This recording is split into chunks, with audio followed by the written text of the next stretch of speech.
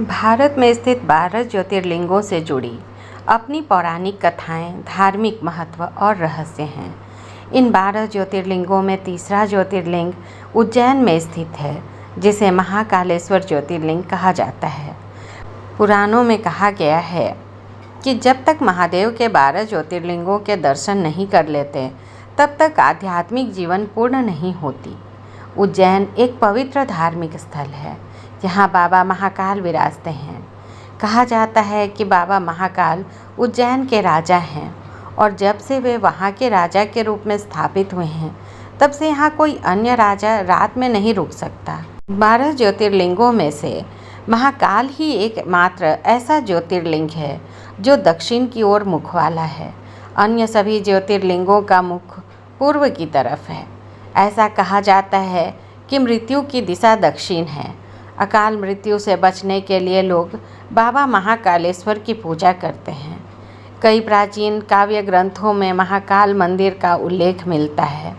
कालिदास द्वारा रचित मेघदूतम के शुरुआती भाग में मंदिर का विवरण मिलता है। महाकालेश्वर ज्योतिर्लिंग की उत्पत्ति को लेकर कई किंवदंतियाँ और कथाएँ हैं। शिव महापुराण की उत्तरार्ध के 22वें अध्याय के अनुसार अवंती नाम का एक नगर था, जो भगवान शिव को बहुत प्रिय था।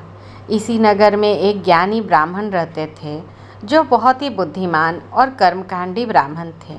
साथ ही भगवान शिव के बड़े भक्त थे। वह हर रोज़ पार्थिव शिवलिंग बनाकर उनकी आराधना किया करते थे। इन ब्राह्मण का नाम वेद प्रिय था, जो हमेशा वेद के ज्ञान अर्जित करने में लगे रहते थे। ब्राह्मण को उनके कर्मों का पूरा फल प्राप्त हुआ था। वहीं रत्नमाल पर्वत पर दूषण नाम का राक्षस रहता था। इस राक्षस को ब्रह्मा जी से अजेयता का वरदान मिला था। वरदान के अहंकार में आकर वो सबको सताने लगा और उज्जैन के ब्राह्मणों पर आक्रमण कर दिया।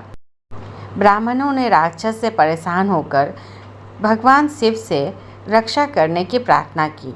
ब्राह्मणों के प्रार्थना से भगवान शिव प्रसन्न हुए और पार्थिव शिवलिंग की जगह धरती फाड़कर शिव महाकाल के रूप में प्रकट हुए। भगवान शिव ने अपनी एक हुंकार से ही दूषण राक्षस और उसकी सेना को भस्म कर दिया और फिर उसी भस्म से अपना श्रृंगार किया। तभी से बाबा महाकाल की प्रातः की आरती में भस्म से उनका श्रृंगार होता है और भस्म उड़ाई जाती है, जिसे भस्म आरती कहते हैं। पहले यह आरती शमशान से लाई गई राख से की जाती थी, लेकिन वर्तमान में गाय के गोबर से बने उपलों की भस्म से महाकाल की भस्म आरती की जाती है। ब्राह्मणों की आस्था और उनकी प्रार्थना से भगवान शिव प्रसन्न हो गए और उनसे वर मांगने को कहा। इस पर ब्राह्मणों ने कहा कि उन्हें इस संसार से मुक्ति देकर दुष्टों का नाश करने के लिए आप यहीं विराजमान हो जाएं। भगवान शिव इस मांग से अभिभूत होकर वहीं विराजमान हो गए। भगवान शिव राक्षस दूषण के लिए काल बनकर आए थे।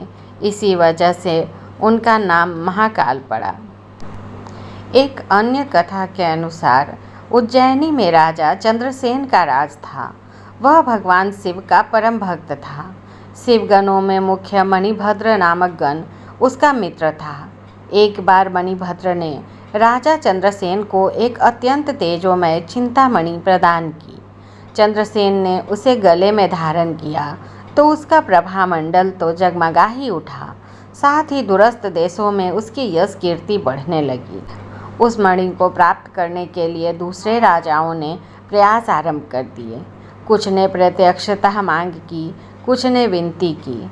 चूँकि वह राजा की अत्यंत प्रिय वस्तु थी, अतः राजा ने वह मणि किसी को नहीं दी। अंततः उन पर मणि आकांक्षी राजाओं ने आक्रमण कर दिया। शिव भक्त चंद्रसेन भगवान महाकाल के शरण में जाकर ध्यानमग्न हो गए। जब चंद्रसेन समाधिस्थ थे, तब वहाँ कोई गोपी अपने छोटे बालक को साथ लेकर दर्शन हेतु आई। बालक की उम्र थी 5 वर्ष और गोपी विधवा थी। राजा चंद्रसेन को ध्यानमग्न देखकर बालक भी शिव की पूजा हेतु प्रेरित हुआ। वह कहीं से एक पाषाण ले आया और अपने घर के एकांत स्थल में बैठकर भक्ति भाव से शिवलिंग की पूजा करने लगा। कुछ देर पश्चात उसकी माता ने भोजन के लिए उसे बुलाया, किंतु वह नहीं आया। फिर बुलाया, वह फिर भी नहीं आया। माता स्वयं बुलाने आई तो उसने देखा बालक ध्यानमग्न बैठा है और उसकी आवाज़ सुन नहीं रहा। तब क्रुद्ध हो माता ने उस बालक को पीटना शुरू कर दिया और समस्त पूजन सामग्री उठाकर फेंक दी। ध्यान से मुक्त होकर बालक चेतना में आया तो उसे अपनी पूजा को नष्ट देखकर बहुत दुख हुआ। अचानक उसकी व्यथा की गहराई से चमत्कार हुआ। भगवान शिव की कृपा से वहाँ एक सुंदर मंदिर निर्मित हो गया। मंदिर के मध्य में दिव्य शिवलिंग विराजमान था एवं बालक द्वारा सज्जित पूजा यथावत थी। उसकी माता की तंद्रा भंग हुई तो वह भी आश्चर्यचकित हो गई। राजा चंद्रसेन को जब शिव जी की अनन्य कृपा से घटित इस घटना की जानकारी मिली तो वो भी उस शिव भक्त बालक से मिलने पहुँचे। अन्य राजा जो मणि हेतु युद्ध पर उतारू थे वे भी पहुँचे। सभी ने राजा चंद्रसेन से अपने अपराध की क्षमा मांगी और सब मिलकर भगवान महाकाल का पूजन अर्चन करने लगे। तभी वहाँ राम भक्त श्री हनुमान जी अवतरित हुए और उन्होंने गोप बालक को गोद में बिठाकर सभी राजाओं और उपस्थित जन समुदाय को संबोधित किया। शिव के अतिरिक्त प्राणियों की कोई गति नहीं। इस गोप ने अन्यत्र शिव पूजा को मात्र देखकर ही बिना किसी मंत्र अथवा विधि विधान के शिव आराधना कर शिव तत्व सर्वविध मंगल को प्राप्त किया है। यह शिव का परम श्रेष्ठ भक्त समस्त गोप जनों की कीर्ति बढ़ाने वाला है। इस लोक में यह अखिल अनंत सुखों को प्राप्त करेगा, वह मृत्युपरांत मोक्ष को प्राप्त होगा। इसी के वंश का 8वां पुरुष महायशस्वी नंद होगा, जिसके पुत्र के रूप में स्वयं नारायण कृष्ण नाम से प्रतिष्ठित होंगे। कहा जाता है भगवान महाकाल तब से ही उज्जैनी में स्वयं राजा और प्रजापालक का रूप में विराजमान हैं। हमारे प्राचीन ग्रंथों में महाकाल की असीम महिमा का वर्णन मिलता है। पुराणों के अनुसार महाकालेश्वर मंदिर की स्थापना ब्रह्मा जी ने की थी। प्राचीन काव्य ग्रंथों में भी महाकाल मंदिर का जिक्र किया गया है। ऐसा कहा जाता है कि इस भव्य मंदिर की नींव व चबूतरा पत्थरों से बनाया गया था और मंदिर लकड़ी के खंभों पर टिका था। मान्यता है कि गुप्त काल के पहले मंदिर पर कोई शिखर नहीं था। मंदिर की छतें लगभग सपाट थी। महाकालेश्वर ज्योतिर्लिंग का इतिहास काफ़ी रोचक है। कहा जाता है कि 1235 में महाकालेश्वर मंदिर को दिल्ली के सुल्तान इल्तुतमिश ने पूरी तरह से ध्वस्त कर दिया था।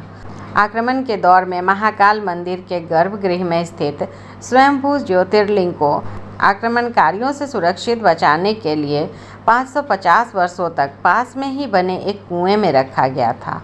औरंगजेब ने मंदिर के अवशेषों से एक मस्जिद का निर्माण करा दिया था। मंदिर टूटने के बाद करीब 500 वर्षों से अधिक समय तक महाकाल का मंदिर जीर्ण शीर्ण अवस्था में रहा और ध्वस्त मंदिर में ही महादेव की पूजा आराधना की जाती थी। लेकिन जब कई वर्षों बाद 22 नवंबर 1728 में मराठा सूरवीर राणोजी राव सिंधिया ने मुगलों को परास्त किया तो उन्होंने मंदिर तोड़कर बनाई गई उस मस्जिद को गिराया और 1732 में उज्जैन में फिर से मंदिर का निर्माण कर ज्योतिर्लिंग की स्थापना की। राणोजी ने ही बाबा महाकाल ज्योतिर्लिंग को कोटि तीर्थ कुंड से बाहर निकलवाया था और महाकाल मंदिर का पुनः निर्माण कराया था। इसके बाद राणोजी ने 500 वर्ष से बंद सिंहस्थ आयोजन को भी दोबारा शुरू कराया। राजस्थान के राजा जयसिंह द्वितीय ने 1280 में महाकाल के शिखर पर शिलालेख में सोने की परत चढ़वाई थी। साथ ही उन्होंने कोटि तीर्थ का निर्माण भी कराया था। वहीं 1300 ईस्वी में रणथंभौर के राजा हमीर शिप्रा नदी में स्नान के बाद बाबा महाकाल के दर्शन करने पहुँचे थे। उन्होंने महाकाल मंदिर की जीर्ण शीर्ण अवस्था देखकर उसका विस्तार कराया। 17वीं शताब्दी में मेवाड़ के राजा जगत सिंह ने उज्जैन की तीर्थ यात्रा की और वहाँ का निर्माण करवाया।